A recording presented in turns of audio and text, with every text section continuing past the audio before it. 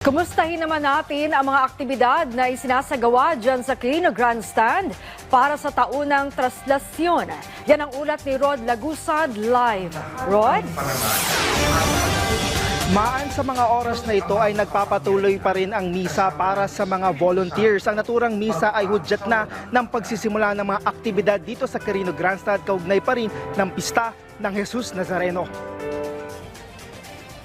Ilang araw bago ang pista ng Jesus Nazareno, simula na ng mga aktibidad ngayong Lunes sa Quirino Grandstand. Ngayong gabi, isang misa ang idadaos para sa mga volunteer para sa traslasyon ngayong taon. Ayon kay Reverend Father Robert Arellano, tagapagsalita para sa Nazareno 2025, ito'y pagbibigay halaga sa mga katuwang ng simbahan. Mahalaga ito sapagkat hindi ito kayang gawin ng simbahang mag-isa, hindi rin kaya ng pamahalaan. Kailangan tulong-tulong ang mga laiko, ang pamahalaan at simbahan. At ito ay binibigay namin dahil sila ay may malaking tungkulin at responsibilidad na gagampanan upang matiyak na banal, ligtas at maayos ang lahat ng ating mga pagdiriwang. Una nang sinabi ng pamunuan ng Quiapo Church na nakadepende sa sitwasyon kung sisimulan na ang pahalik matapos ang misa. Dahil sa hating gabi ng January 7 ang una ng schedule para dito. Pero depende sa dami ng tao na pupunta doon. Kung alam namin na magiging mapanganib na ang kanilang pagpila, definitely pasisimulan na natin ang ating tradisyonal na pahalik. So yung sinasabi natin na baka simulan ng mas maaga, depende sa bugso ng tao. Dahil hindi naman natin kontrolado kung ilan yung mga tao talagang mauuna doon. Pero paano nga ba nagsimula ang pahalik? Ayon kay Father Arellano, ang pahalik ay isa sa mga pamamaraan ng pananampalataya. Biblically speaking, maraming mga engkwentro sa ating mahal na Poong Jesus Nazareno, paghawak sa paa, pagdampi sa damit niya, ay talagang napagaling ang mga may sakit, no? At ito ay ating pagsasariwa at pag-aalala. Kaya nga po ito ay ginagawa bilang paraan na rin, no, ang pagpapahayag ng ating pananampalataya. Dahil nga meron tayong mga restrictions ngayon, kinakailangan pa rin ang iba yung pag-iingat.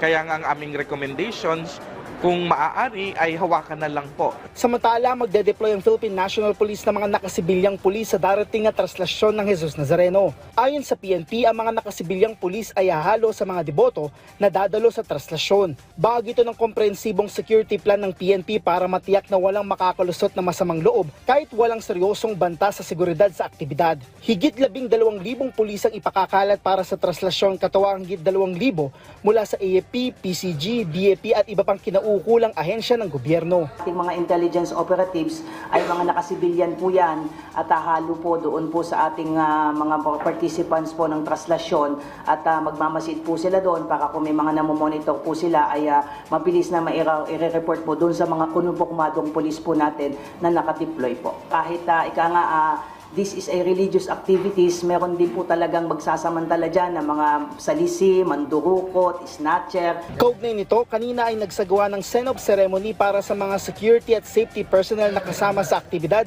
dito sa Quirino Grandstand. Maan sa mga oras na ito, kung makikita nyo sa aking likuran, ay nagpapatuloy yung misa para sa mga volunteers. Ayon sa Quiapo Church, ito ay pagbibigay halaga sa mga katuwang ng simbahan para maisagawa itong parating na traslasyon. At kaugnay nito, mga aga pa lang may mga early birds na tayo na nalaman nila mula sa telebisyon na maaaring magsimula na ang pahalik matapos ng misa nito. Kaya paalala ng Quiapo Church sa mga makikisa sa pahalik ay huwag magtulakan. At kung habang naghihintay, wag ugaliin na lang daw manalangin at wag makipagkwentuhan habang meron naman tayong special lane para sa mga senior citizen, persons with disabilities, mga buntis at may sakit. Sa hating gabi naman ng January 9 dito sa Quirino Grandstand ay magsasagawa ng Misa Mayor at pagkatapos nun ay magkakaroon pa rin o tuloy-tuloy pa rin ang pagsasagawa ng pahalik hanggang sa magsimula na ang traslasyon sa Huwebes, ang pista ng Jesus Nazareno. Maan? Rod, nasilip mo na ba yung karo na pag-alagyan ng imahe ng Poong Nazareno dahil sinasabi kasi nung last year ay nag-moist yung salamin. So may pagbabago pa dito sa karo at paano masisiguro na hindi ito aakyatin ng ating mga deboto?